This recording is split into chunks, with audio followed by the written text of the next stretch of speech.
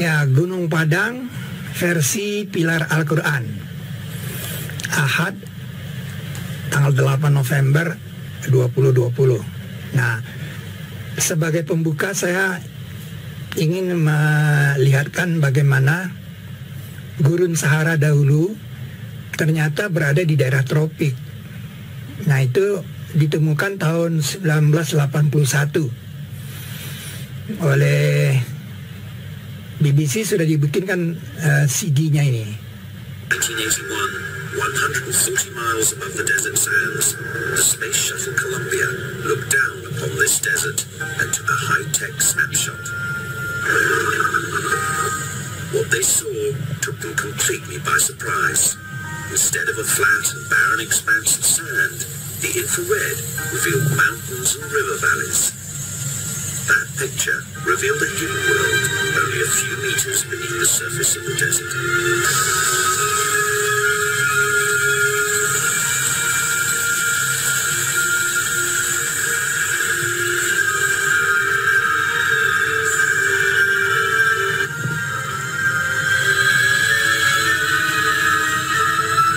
Over time, small changes in the global climate meant that life simply withered and died.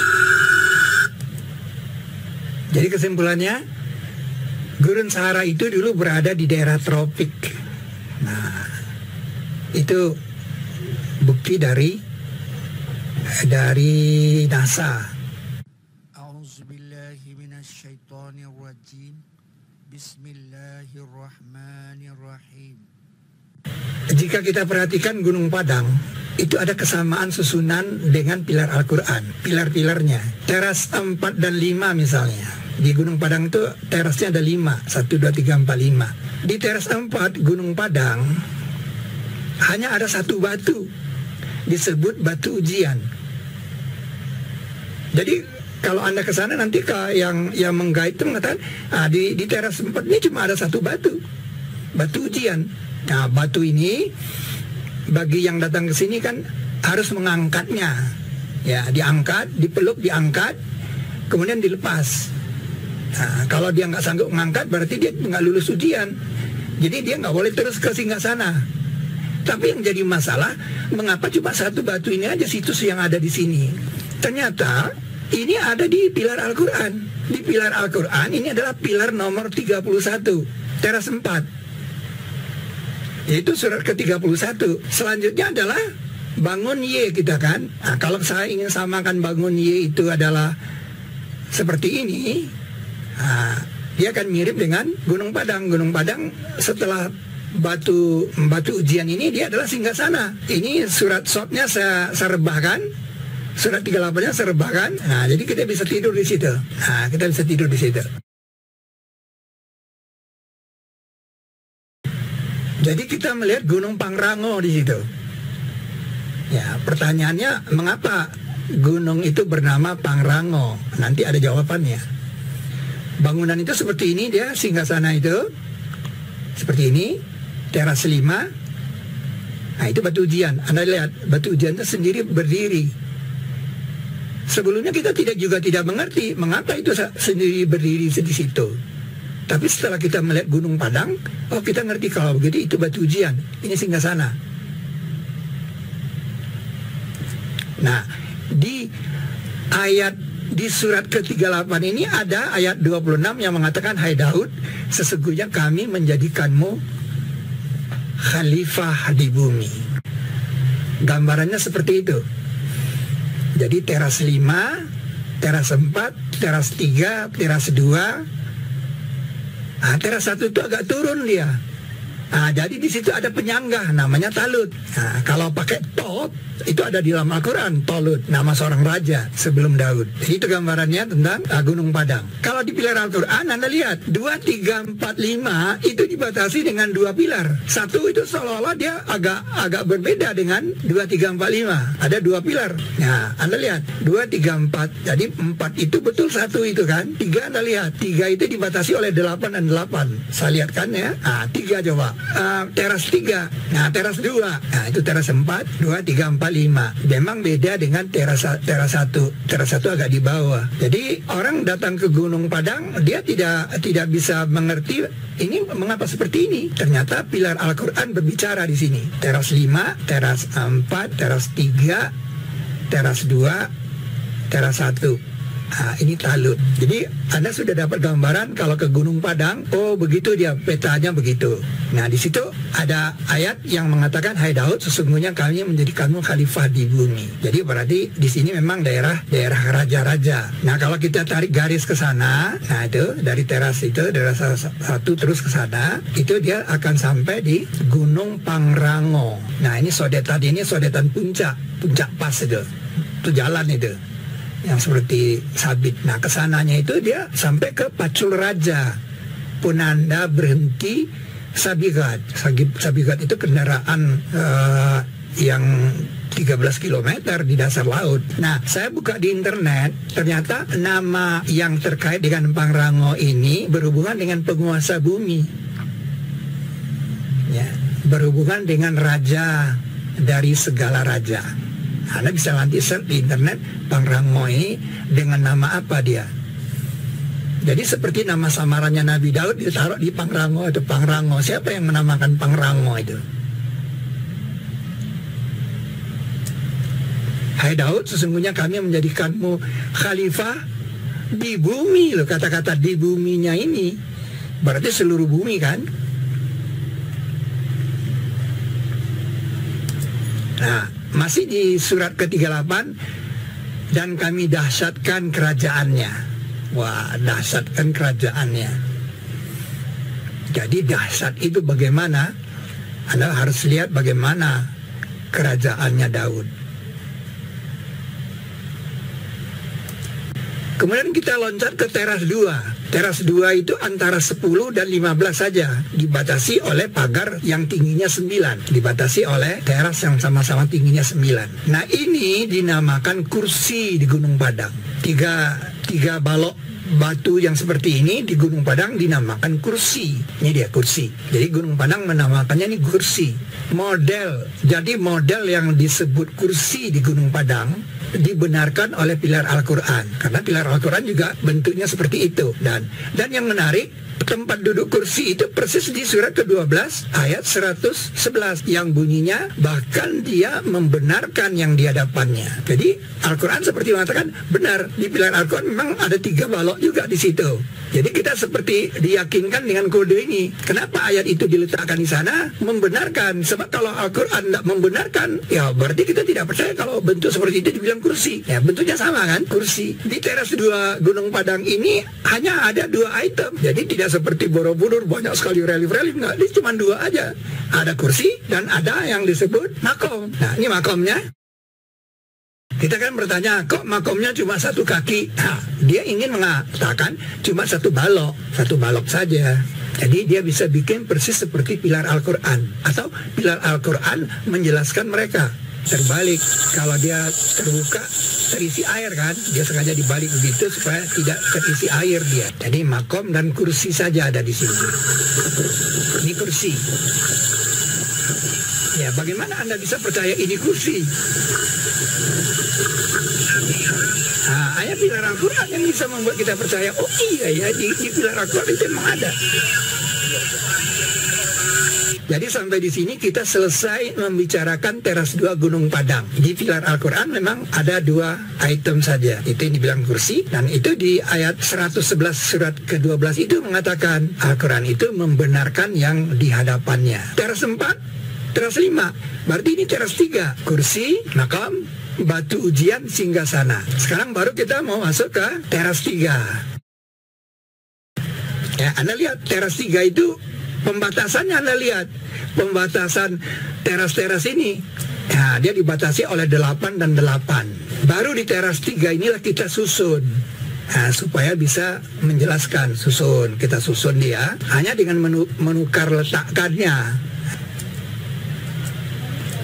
Dia merupakan tangga, gambar tangga. Tangga ini kan wakil dari rantai, tangga makanan. Di Gunung Padang hanya menunjukkan dua fenomena, harimau dan kijang. Itu rantai makanan, harimau makan kijang. Berarti di sini gambar tangga, tangga makanan. Berarti teras 3 ini berhubungan dengan makanan. Ini tapak harimau. Nanti kijangnya Anda lihat sendiri. Ada ekspedisi ke Gunung Padang. Di pilihan Al-Quran ada juga dua hewan di sini, yaitu lebah dan semut. Ini surat lebah, ini surat semut. Kalau semut itu makan segala kan, kalau lebah tidak makan segala. Jadi terjadi rantai makanan juga di sini. Namun begitu, kebanyakan surat di teras 3 ini memang bicara soal makanan. Surat ke-16 itu kemudian makan.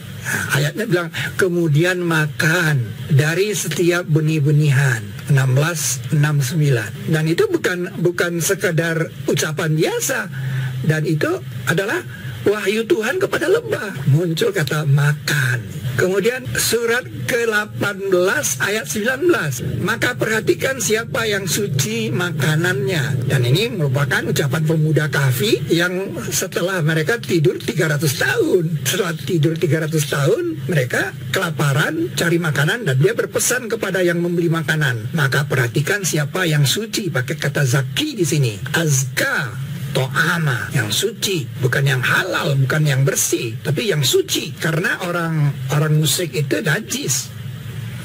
Hati-hati membeli makanan dari orang musyrik. Dan mereka berkata, mengapa Rasul ini makan makanan? Nah, ini 25. Selengkapnya ayatnya itu kayak gini. Dan berjalan-jalan di pasar. Hai Rasul-Rasul, makanlah dari yang baik. Nah, ini 2351. Anda bayangkan, bisa ditumpuk di sini semua soal makan. Dan ini kalau kode ini dibalik, ini menjadi ayat rizki yang paling spektakuler. 2351 dibalik 5123. 5122-nya mengatakan di langit itu sudah ada rizki kamu. Jadi rizkinya manusia itu sudah tergantung di langit. Ini 23-nya mengatakan dia seperti yang kamu katakan. Anda katakan apa? Maka itu ini di dalam kuantum Quran. Jadi kita tidak boleh mengatakan yang jelek. Kita harus berkata positif, yang bagus-bagus. Nah, supaya nanti kita dapat juga yang bagus. Itu dia. 2351 kalau dibalik jadi 5123. Berhubungan dengan makan. Hai Rasul-Rasul, makanlah dari yang baik. Maka makanlah dan minumlah. Ini 1926. Maka makanlah dan minumlah dan berdingin matalah. Dan itu ucapan malaikat kepada Siti Maryam. Nah, kalau kita perhatikan surat ke-19 ini namanya Maryam. Maryam punya kisah menarik tentang rezeki, tentang makanan. Nah, spesial. Maryam punya cerita tentang makanan. Nah, ini dia. Dia kan dikurung kan, dia kan dijaga oleh Zakaria dan dikurung di dalam bangunan. Nah, setiap kali Zakaria mendatangi dia, melihat dia, menjenguk dia, ia dapati makanan di sisinya Siti Maryam. Nah, ini hebatnya. Siti Maryam waktu masih kecil, tiba-tiba ada makanan datang di sisi dia. Dan setiap kali Zakaria lihat, selalu ada makanan itu. Sehingga Zakaria bertanya, hai Maryam, dari mana ini? Nah, luar biasa kan? Dari sisi Allah. Nah, bayangkan, ini kan fenomena tentang makanan, tentang rezeki. Nah, disinilah dia mengeluarkan statement yang luar biasa yang pamannya tidak tahu. Zakaria itu kan paman dia. Sesungguhnya Allah memberi, maksudnya memberi rezeki kepada siapa yang dia sukai dengan karakter tidak berhisab. Nah, statement dia inilah yang menunjukkan dia seorang yang sidikoh. Kalau perempuan kan sidikoh namanya. Nah, itu dilihatkan lagi oleh ayat ini. Ibunya seorang sidikoh. Keluar lagi kata makanan. Keduanya memakan makanan. Kata makan lagi keluar di sini.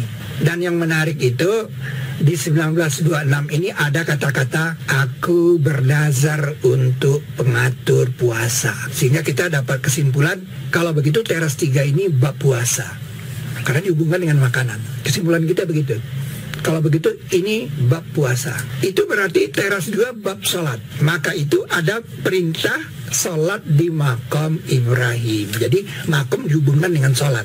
Selama ini kita tidak paham mengapa di makam harus sholat. Nah, relasi antara makam dan sholat ini. Dan jadikanlah sebagian dari makam Ibrahim sebagai tempat sholat.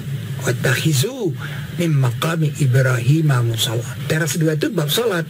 Nah, teras 3-nya bab puasa.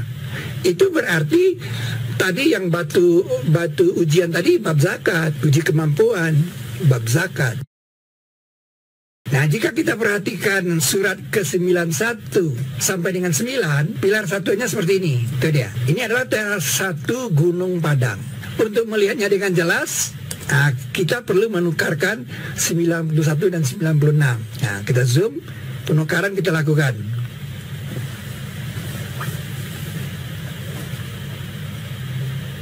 Wah, apa yang terjadi?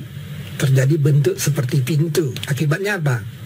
Akibatnya teras 1 ini dibatasi oleh pilar yang sama-sama 9 kiri kanan. Dan itu seperti pintu. Atas sama-sama 9. Pintu di Gunung Padang seperti itu. Kerangka pintu, tapi pintunya nggak ada dia. Ini dia tila. Aula, itu ada pintu. Anda lihat pintu. Pintu, Anda lihat itu ada balok 2 di pinggirnya. Saya luruskan baloknya. Saya luruskan baloknya ada 2. Nah, Anda lihat ini kan terlalu tebal untuk dikatakan 1 balok. Nih, ini 2 balok. Ya, ini juga 2 balok. Jadi dia betul-betul mengkopi ini. Atau ini terkopi di Gunung Padang. Nah, Gunung Padang mengkopi ini. Atau ini menjelaskan Gunung Padang. Gunung Padang terjelaskan oleh pilar Al-Quran. Ini luar biasa, saudara. 2 balok, teras 1. Nah, ini namanya pagar. Ini pintu. Nah, jadi yang ini aula. Aulanya sampai surat ketiga. Nah, ini pintu. Aula, pintu, aula. Jadi kalau kita lihat kan, Gunung Padang itu kan serem. Seperti acak-acakan, tidak teratur. Ternyata dia teratur sekali. Dia ada pintu, ada aula. Nah, yang menarik itu di situ ada piring. Piringnya mempunyai 2 mata.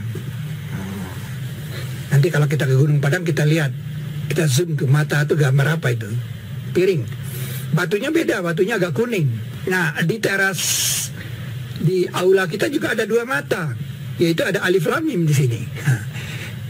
Di surat ini cuma di sini yang ada 2 alif lam mim. Nah, melanjutkan ke sana, kita bertemu 2 lempengan. 2 lempengan dan 1 bangunan. 2 lempengan. Nah, di Gunung Padang ini dinamakan Batu Gamelan. Nah, ini dia Batu Gamelan. Batu Gamelan.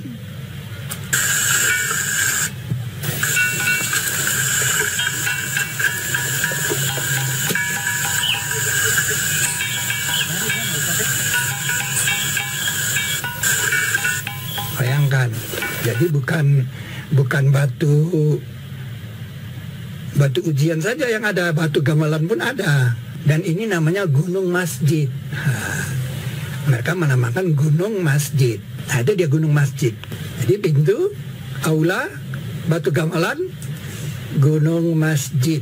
Itemnya paling banyak. Kalau kita turun ke Gunung Padang,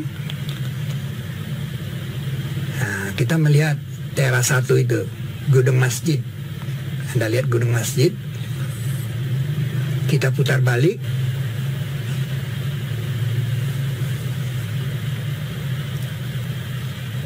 Anda lihat Gunung Masjid. Itu Gunung Masjid, Batu Gamelan itu aula. Jadi kalau Anda ke Gunung Padang, Anda tidak canggung lagi. Gunung Masjid, aula, Batu Gamelan. Itu dia. Pintu, aula, piring bermata, Batu Gamelan, Gunung Masjid, teras 1. Nah, saya ingin mengajak Anda ke Amerika, tapi dilihat dari utara. Ada gambar, ini bagian season bumi bergambar. Nah, di sini ada gambar orang sedang duduk.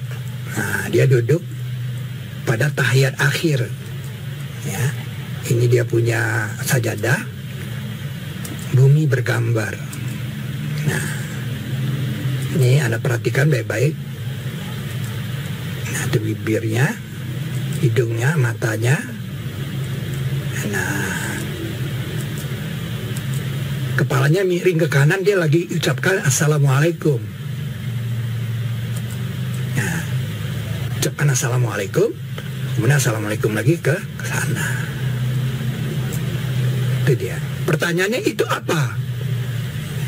Itu pulau es. Tapi dalam sholat kita itu apa? Jarang orang tahu. Ada hadisnya mengatakan, hendaklah seorang kamu meletakkan sutrah di kala sholat, walau sebiji anak panah. Jadi kalau Anda ingin sholat, terutama di halaman, di lapangan, itu Anda harus taruh sutrah walau sebiji anak panah sebagai tanda tempat sujud saya sampai di situ. Itu sampai itu ada di buminya. Yang ingin saya bicarakan sekarang itu tangan sahadatnya itu loh. Gambar tangan sahadatnya itu tangan kanan. Nah, itu dah. Dan dia itu menunjuk ke teras 1 Gunung Padang. Kalau garis itu saya teruskan, nih, dia ke Gunung Padang, teras 1. Nah, coba kita ke sana.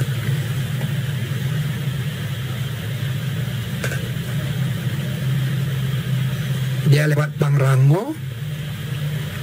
Jadi teras 1 itu akan sampai di ekspresi tangan sahadat itu.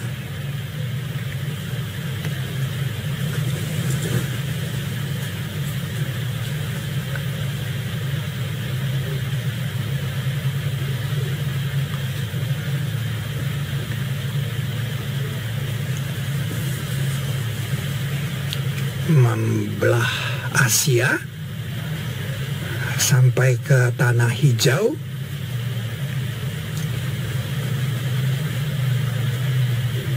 dan terus dia ke ekspresi tangan sahadat. Nah, itu daerah Kanada. Sebenarnya itu pulau dari Newfoundland. Nah, gampangnya saya bikin Kanada saja. Itu tangan sahadat. Itu tangan sahadat. Jadi sahadat. Jadi menghubungkan teras 1 dengan sahadat. Jadi teras 1 itu sahadat.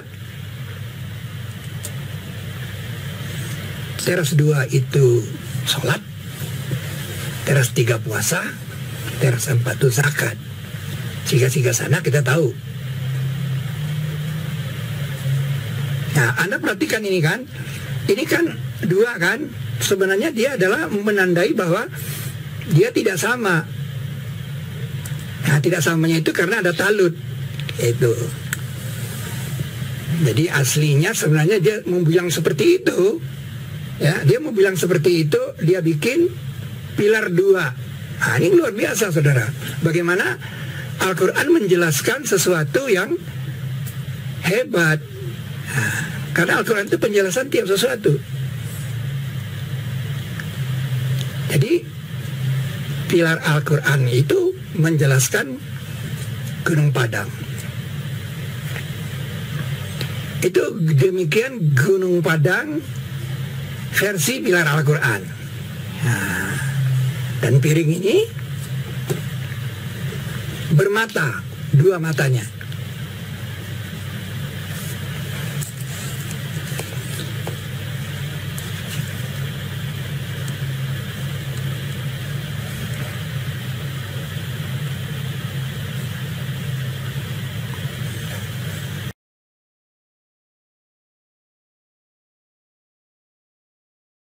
Pagar, ya. Nah, ini sebuah istilah yang selama ini kita nggak tahu ini apa nih, suwaru ini apa. Ternyata suwaru ini artinya pagar. Nah, untuk meyakinkan kita, Anda lihat ini. Ini kalau kita pertukarkan, ini sudah kita kenalkan dalam pelajaran pilar Al-Quran, 36 dengan 54, 37 dengan 55. Ini kalau ditukarkan, dulu kita sebut tuh transformasi 19. Tapi di sini bukan transformasi 19 yang mau dibicarakan. Ini 10 dan ini 3. Dijumlahkan jadi 13. Nah, kode 13 yang mau ditonjolkan di sini.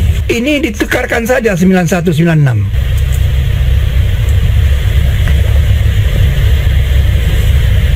itu 1 dan 10 ditambah jadi 11. Jadi kode 11 di sini yang mau ditonjolkan. Jadi kodenya itu untuk meyakinkan kita benar nggak ayat itu menyangkut ini. Kode 13 dan kode 11. Keluar surat ke-11 ayat 13 dan 10 pagar. Katakan, datangkan karakter 10 pagar seperti itu. Jadi memang masalah karakternya. Ya, ini kan nanti kita menemukan bahwa di sini ada perlambatan waktu di modelnya ini. Jadi bukan bentuknya yang jadi masalah. Di model ini ada perlambatan waktu yang jadi model kapal Nabi Nuh. Itu kan pada kuliah kedua kan. Coba datangkan karakter seperti itu. Karakter yang membuat dia bisa terjadi perlambatan waktu. Nah, selengkapnya ayatnya kan bunyi begini nih. Atau mereka mau katakan dia telah bikin dia, katakan, maka datangkanlah karakter 10 pagar seperti dia yang dibikin-bikin. Tidak mudah membuat karakternya itu. Dan serulah siapa yang bisa untuk membantu kamu selain dari Allah jika kamu orang-orang yang benar. Luar biasa. Jadi 11-13 ini memang tertuju ke bangun X dan bangun Y itu. Pagar, suwaru, 10 pagar. Atau mereka mau katakan dia telah bikin dia, katakan datangkan 10 pagar seperti dia. Jadi kita diyakinkan bahwa ini pagar. Ternyata ini diceritakan di surat Al-Hadid ayat 13 lagi keluarnya. Ini luar biasa. Dan di situ penjelasannya sangat rinci. Anda lihat di Quran ini kan, di mana ini diceritakan dalam Al-Quran. Nah, pada hari munafikin dan munafikat berkata kepada orang-orang yang beriman, tunggulah kami supaya kami ambil sedikit cahaya kamu. Tunggulah kami supaya kami ambil cahaya kamu. Karena munafikin dan munafikat nggak punya cahaya. Minta cahaya dia. Dibilang sini, kembalilah ke belakang kamu. Nah, disuruh kembali ke belakang. Maka carilah cahaya. Jadi dia ke belakang. Nah, dia ke belakang. Maka diadakan antara mereka dengan karakter pagar. Keluar kata pagar di sini. Dan untuknya ada pintu. Luar biasa. Jadi pagar ada pintu lagi. Ada pintu. Sampai ayat ini sudah rinci, tapi di ayat 13 bagian dalamnya padanya, ini loh rinci sekali, bagian dalamnya padanya rahmat dan belakangnya dari sebelumnya azab. Wah, bayangkan kata-kata ini begitu rinci menggambarkan pagar dan pintu tadi. Oh, di sana azab, di sini rahmat. Jadi dia ke belakang. Nah, kemudian dia nggak bisa lagi masuk ke depan karena ditutup oleh pintu. Dia kena azab. Pertanyaannya adalah mengapa definisi suwaru demikian rinci? Lalu suwaru sama dengan pagar itu hanya ada di kisah Daud. Hanya ada di kisah Daud, nggak ada lagi di tempat lain. Pertanyaannya itu. Sudahkah datang kepada kamu kabar orang yang bertengkar ketika mereka naik pagar bangunan? Keluar kata suwaru di sini. Untuk apa coba? Ya, karena Al-Quran itu bukti, mau dibuktikan bahwa Daud pernah di Gunung Padang. Itu persoalannya. Ini kan cerita hebat kalau Daud pernah di Gunung Padang. Dan kami turunkan atas semua kitab Al-Quran sebagai bukti untuk tiap sesuatu. Mau dibuktikan bahwa Nabi Daud itu pernah di Gunung Padang. Al-Quran itu penjelasan tiap sesuatu. Sekarang ini dia sedang menjelaskan Gunung Padang. Anda bayangkan, surat 38 ayat 21 ini, sudahkah datang kepada kamu kabar orang yang bertengkar ketika mereka naik pagar bangunan? Luar biasa. Kalau pagar tadi tidak didefinisikan, nggak tahu kan. Ketika mereka masuk atas Daud, maka ia terkejut dari mereka. Jadi Nabi Daud terkejut. Bayangkan seorang raja bisa terkejut. Firman Tuhan ke alam ada bekasnya. Ketika Allah berfirman kepada bumi dan kepada langit pada zaman Nabi Nuh, hai bumi, telanlah airmu, hai langit, berhentilah. Itu firman ke alam. Nah, pertanyaannya, adakah bekasnya? Jawabnya ada, di Bromo. Ada bekas pintu air raksasa. Nah, ini pintu air raksasa. Di dunia tidak ada yang seperti ini. Pintu air raksasa. Berarti air yang sangat besar pernah tumpah di sini. Panjangnya itu berapa? 5 kilo, bayangkan. Pintu air raksasa sebagai bukti dari firman tadi. Berhentilah, berhenti dia. Dikatakan, hai bumi, telanlah airmu, dan hai langit, berhentilah. Jadi ada bekasnya. Ketika Allah berfirman kepada api di zaman Nabi Ibrahim, ya nar kuni bardan wassalaman ala Ibrahim. Hai api, jadilah dingin dan sejahtera atas Ibrahim. Mana bekasnya? Sampai sekarang para ilmuwan belum bisa menjawab mengapa bumi pernah mendingin secara mendadak. Secara mendadak. Nah, sekarang ketika Allah berfirman kepada Jibal untuk bertasbih bersama Daud alaihissalam, dan sungguh kami telah beri kepada Daud dari kami kelebihan. Hai Jibal, patuhlah bersamanya dan burung-burung. Hai Jibal, ada nggak bekasnya itu? Allah berfirman, hai Jibal, patuhlah bersamanya. Apa bukti bahwa Jibal itu patuh bersama Daud? Itu persoalannya. Ada nggak bekasnya? Sabarlah atas apa yang mereka katakan dan ingatlah hamba kami Daud yang mempunyai tangan, sesungguhnya dia orang yang patuh. Sesungguhnya kami putarkan Jibal bersamanya. Jibal bersamanya bergerak di waktu pagi dan petang. Di sini bertasbih itu bergerak.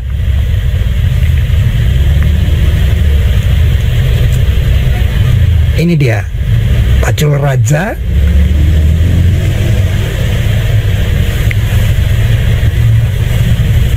tembus ke Singgasana. Garis itu tembus ke Singgasana, tembus ke Gunung Masjid, dan tembus dia lagi ke Gunung Pangrango.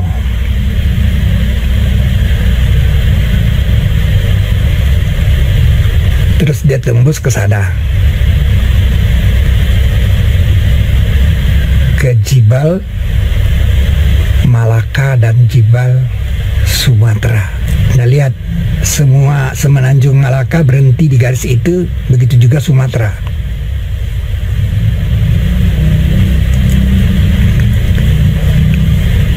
Tanah hijau berhenti di garis itu.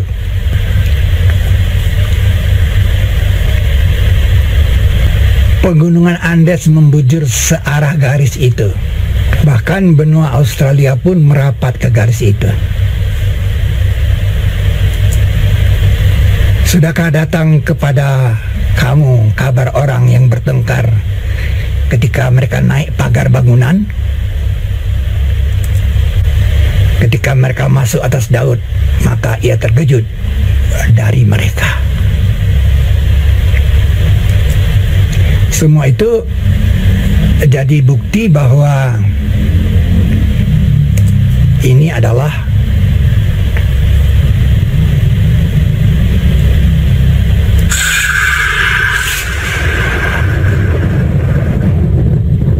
jadi pangkalan militernya Nabi Daud itu berada di sini. Garis yang ditarik dari Singgasana ke Gunung Masjid membentuk sudut 343 derajat 46 menit.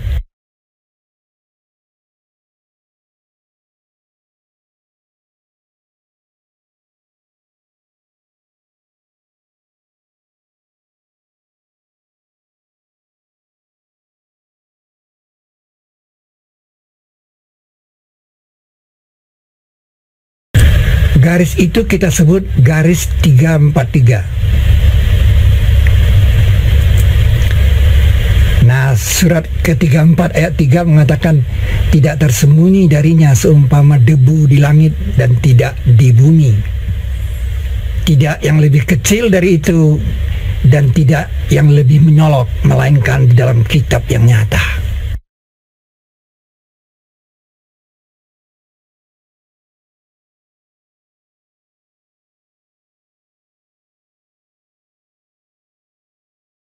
Kita lihat dia melintasi Gunung Pangrango, garis 343 itu.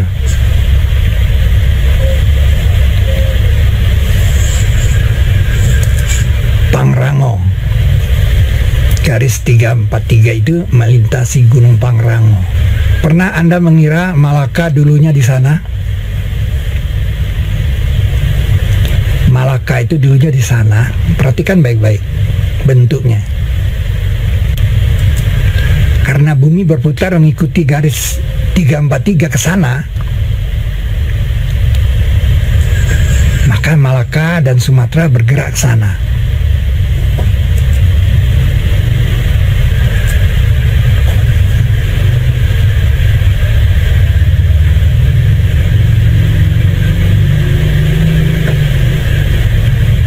Waktu SD kita sudah lama belajar Bukit Barisan. Mengapa Bukit Barisan itu di sebelah barat? Pegunungan Andalas. Nah, itu terjawab oleh gerakan yang tadi. Kenapa tidak di sebelah timur dia Pegunungan Andalas itu? Nah, ini dia saksinya, bukti Bukit Barisan atau Pegunungan Andalas di bagian barat Pulau Sumatera. Jadi ada bukti Pegunungan Andalas. Terlahirlah Pegunungan Andalas. Nah, ini berhubungan dengan yang tadi kan, bergerak Jibal bersama Daud. Tanah hijau bersujud di garis 343 itu. Posisi tanah hijau tadinya di sana. Karena bumi berputar mengikuti garis 343 arah ke sana, maka tanah hijau bergerak arah ke sana.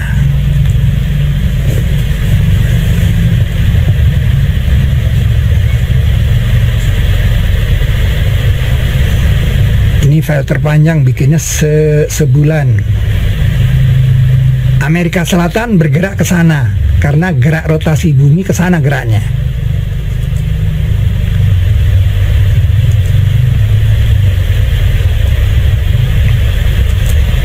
Jadi Pegunungan Andalas itu dan Pegunungan Andes itu bersaudara, lahir pada zaman yang sama.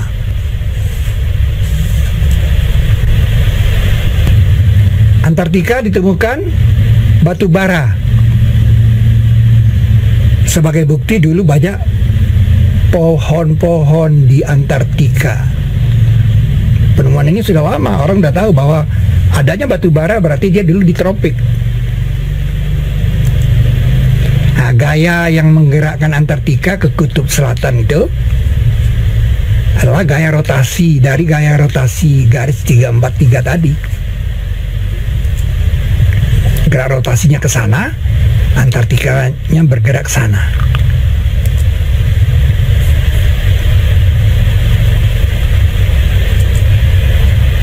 Australia juga bergerak.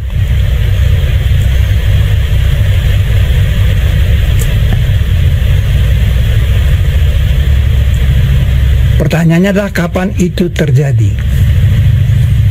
Kapan itu mulai terjadi? Nah, sejak turunnya firman ini. Dan kami dekatkan ke sana yang lain. Kami dekatkan ke sana yang lain. Nah, di sini dia. Dan kami dekatkan ke sana yang lain. Nah, ini dia. Maka itu tadi di awal kan saya harus putar tentang penemuan bahwa Sahara itu dulu memang di daerah tropik. Penemuan tahun 81 itu. Makanya ada desa Mesir di sana.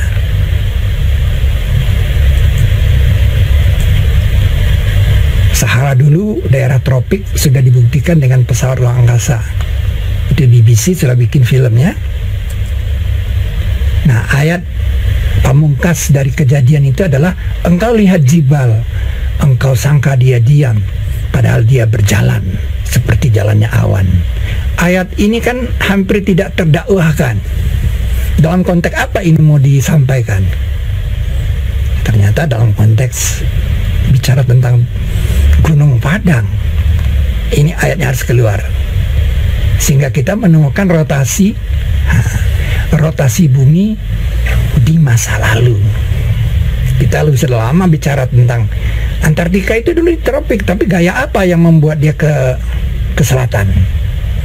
Kita sudah lama juga melihat bahwa Malaysia dan Sumatera itu seperti terjulur dia, tapi gaya apa yang membuat dia terjulur ke arah khatulistiwa? Itu belum pernah ditemukan. hari ini dengan tausiah kuliah ketiga kita, Gunung Padang versi Pilar Al-Quran, kita menemukan sesuatu yang monumental. Kalau saya bilang ini monumental karena garis ini sudah lama dicari-cari oleh para ilmuwan. Garis yang menyebabkan itu berjalannya ke sana. Dan yang menarik itu adalah ditandai oleh Gunung Padang yang garis miringnya itu. Gunung Padang itu keajaibannya di miringnya itu bisa segaris dengan garis ini. Jadi boleh dikatakan ketika Nabi Daud tidur-tiduran di singgasana, dia kan melihat Gunung Pangrango. Ya kan, dia lihat Gunung Pangrango. Nah, fajar menyingsing itu dari Pangrango, matahari terbit pun dari Pangrango. Karena Nabi Daud penting sekali melihat fajar, karena dia puasa. Nabi mengatakan sebaik puasa, puasanya Daud. Nah, berarti bayangkan Nabi Daud sehari puasa, sehari tidak, berarti dia harus bisa mengawasi fajar. Karena puasa itu berhubungan dengan melihat bedanya benang hitam dan benang putih dari fajar.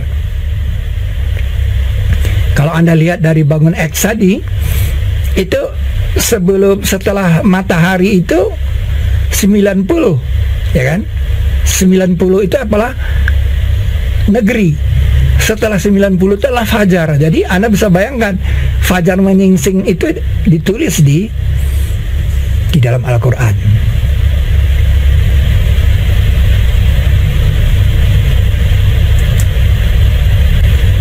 Kalau dilihat dari kutub utaranya, seperti ini dia, bumi itu. Nah, kutub utaranya itu kalau sekarang posisinya di sana, di Angola. Itu kutub utaranya. Kutub utara yang belum pernah dikenalkan kepala manusia. Hari ini kita mengenalkan, di situ pernah ada kutub utara. Kutub selatannya itu di dekat Hawaii.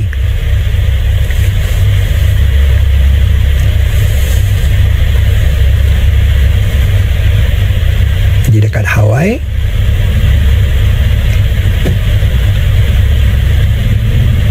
Sebelah barat Kepulauan Hawaii.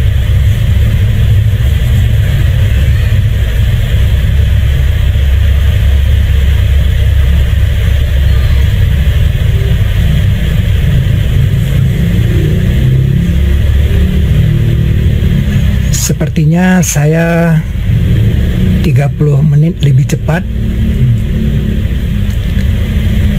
menyampaikan kuliah ketiga ini. Mudah-mudahan bermanfaat bagi kita semuanya.